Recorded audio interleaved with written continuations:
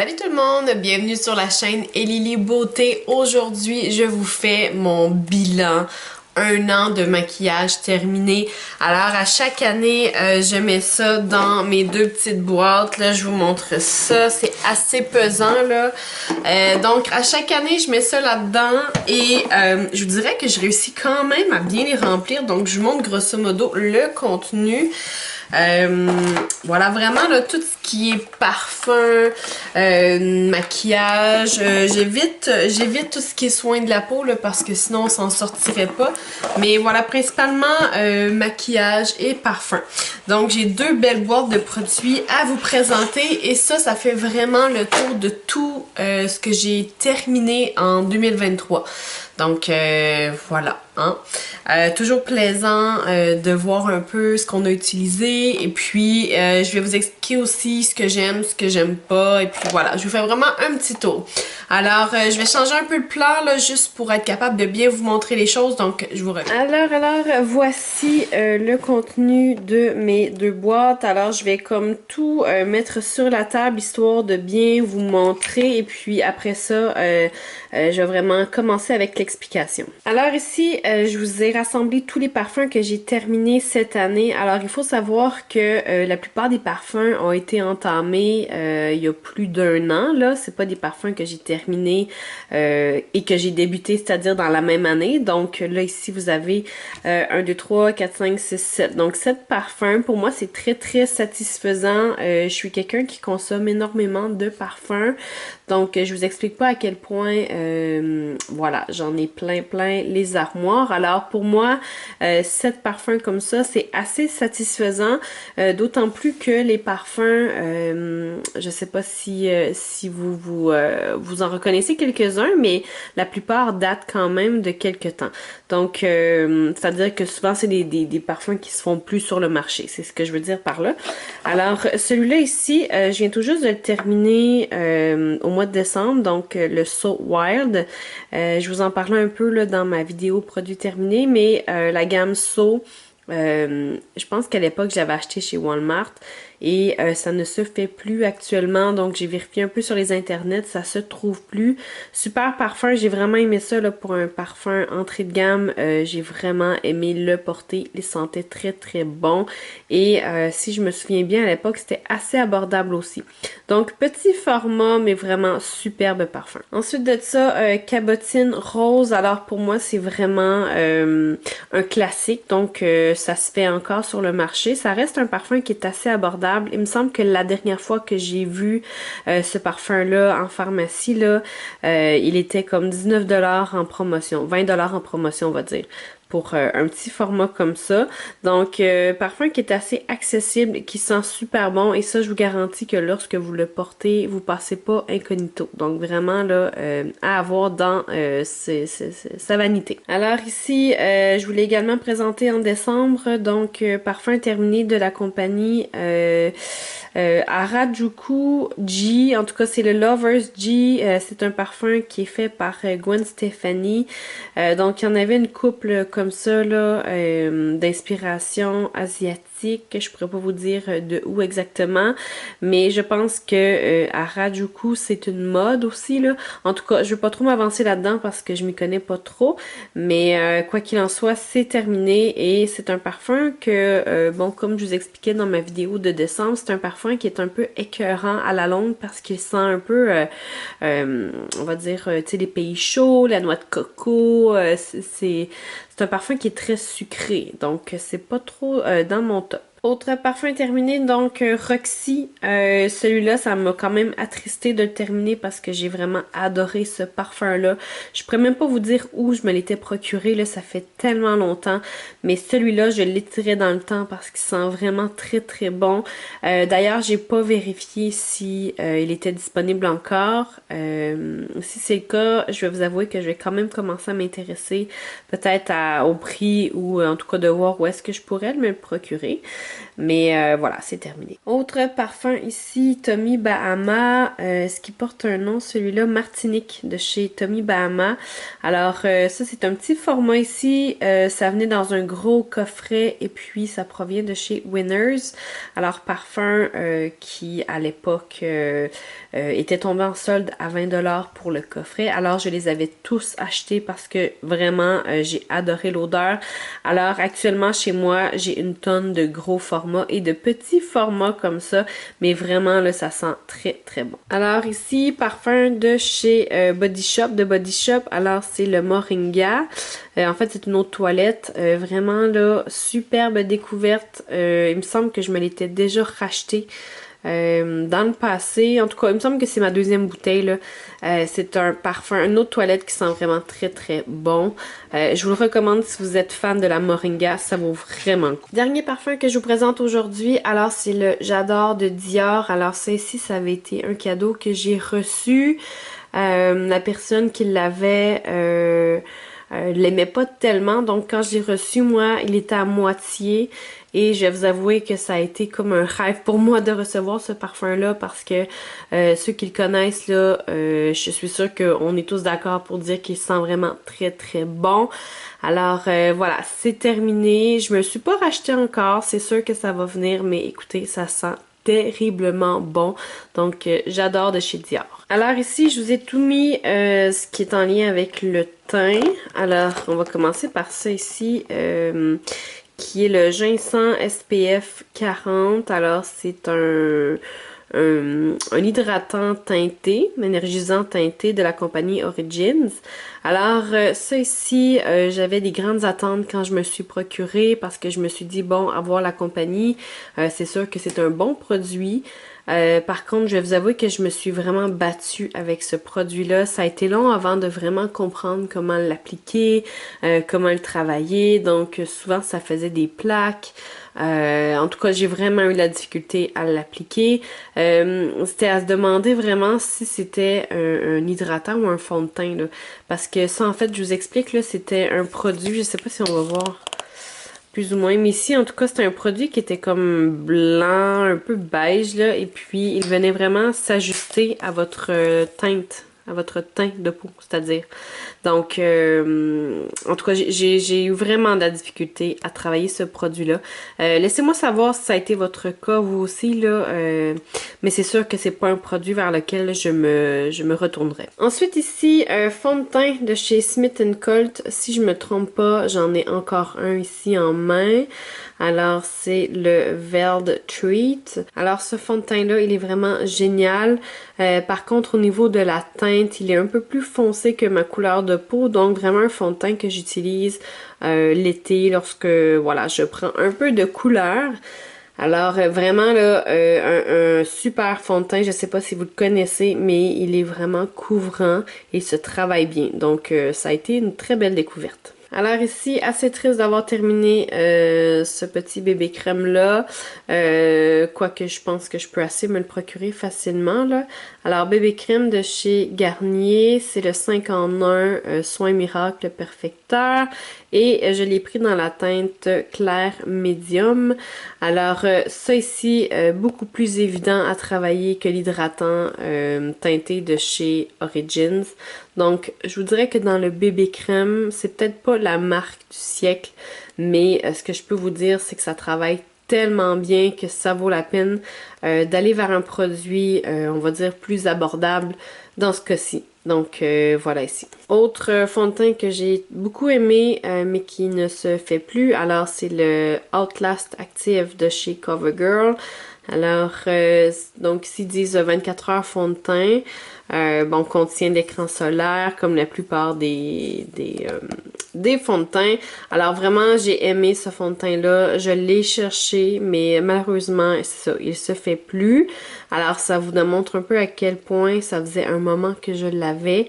Par contre, faut savoir que je conserve toujours très bien mes choses, donc pas exposé à la lumière. Et je fais pas exprès d'ouvrir des produits que je ne vais pas nécessairement continuer à utiliser prochainement là, pour éviter les contaminations, les entrées d'air, toutes ces choses-là. Donc voilà, je l'ai vraiment beaucoup aimé, mais malheureusement, il est terminé et on ne peut plus le retrouver. Maintenant, on va aller dans la poudre, du côté de la poudre. Donc ici, un matifiant instantané de chez L'Oréal. Donc, c'est le True Match Minéral. Alors, c'est très bonne poudre. Rien à dire de spécial là-dessus. J'ai bien aimé l'utiliser.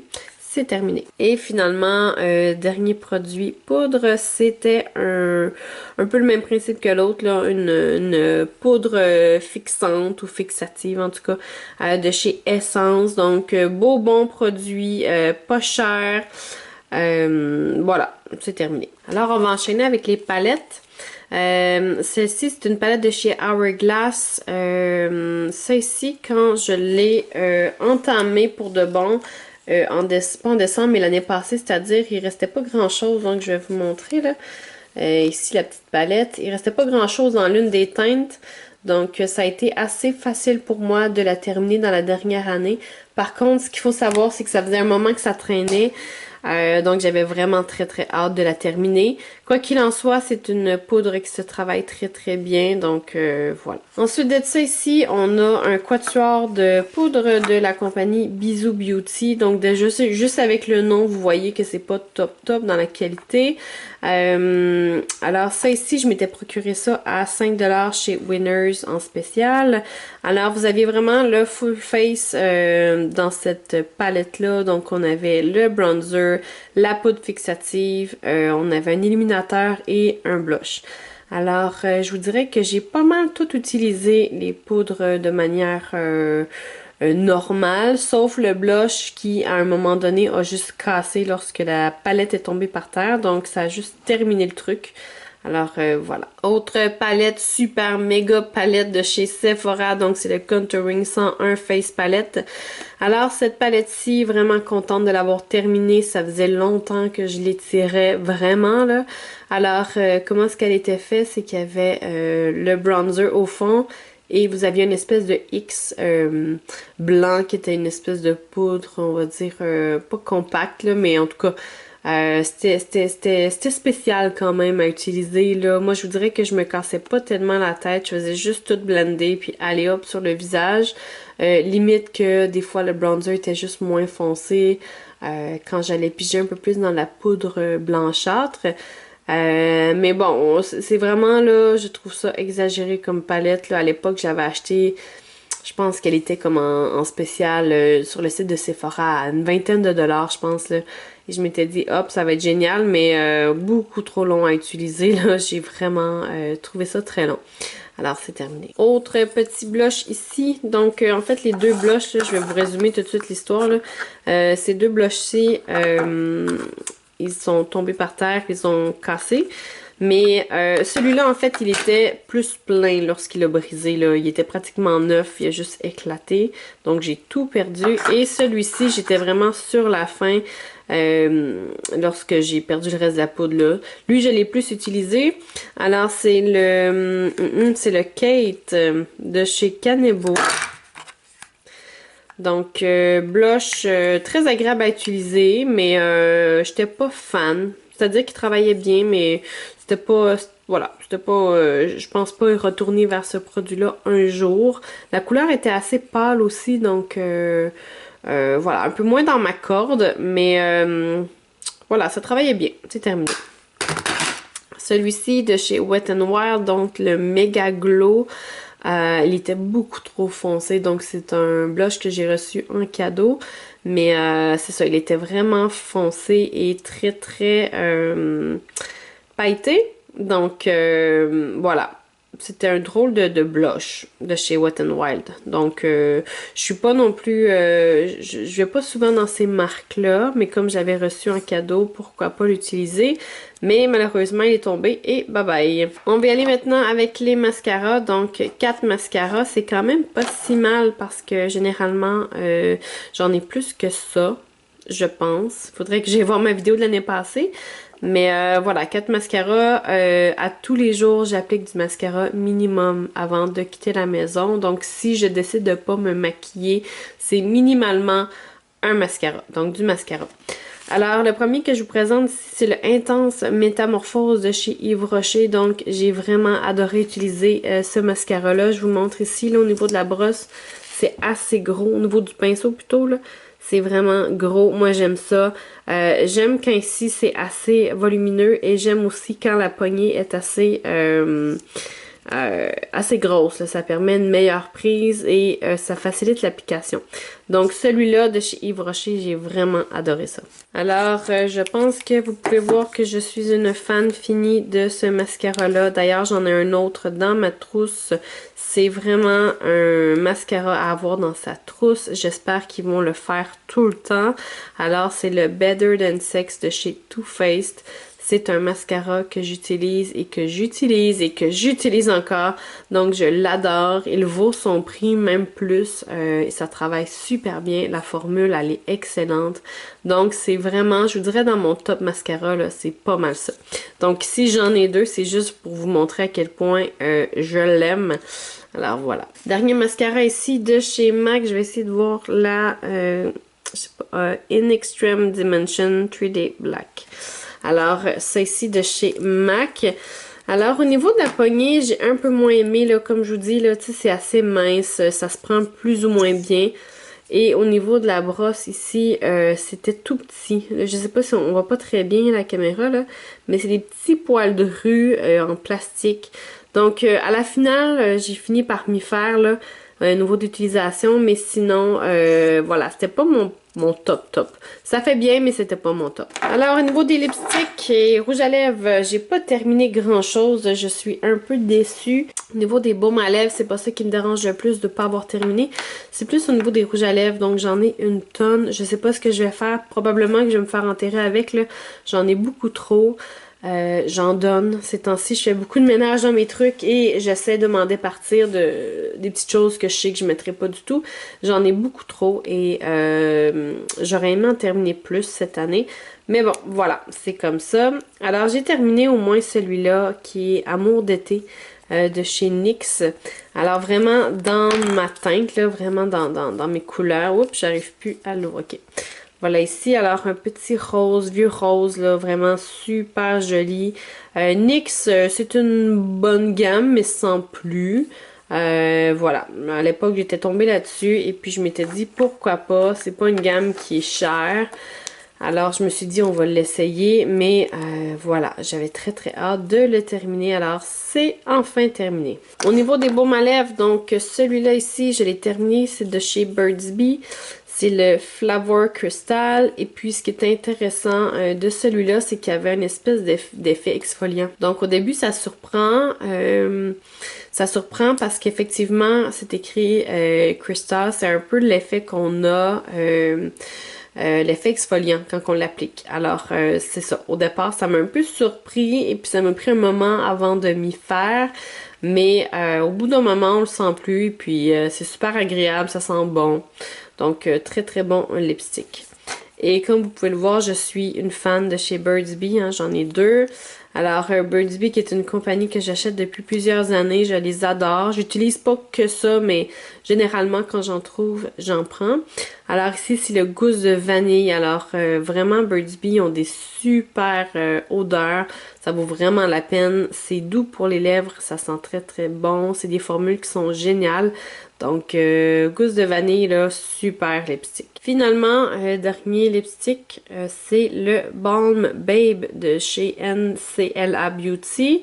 Alors, celui-là, je l'ai trouvé long à utiliser et je l'ai pas vraiment aimé. Là, je suis pas une fan trop des trucs où on doit mettre nos doigts. Voilà. Donc, celui-là, j'ai quand même mis un moment à le terminer. Je le traîne un peu partout juste pour faire sûr, mais... voilà, ça n'a pas été dans mon top. Et celui-là, si je me trompe pas, là, je l'avais reçu dans une BoxyCharm. Donc, ça m'a permis de le découvrir. Mais comme je vous dis, c'était pas mon top. Alors, on va terminer ici avec les petites choses un peu dans pas de catégorie finalement, là. Alors ici, j'avais un concealer de chez Almay. Ça aussi, là, vraiment très contente de l'avoir terminé.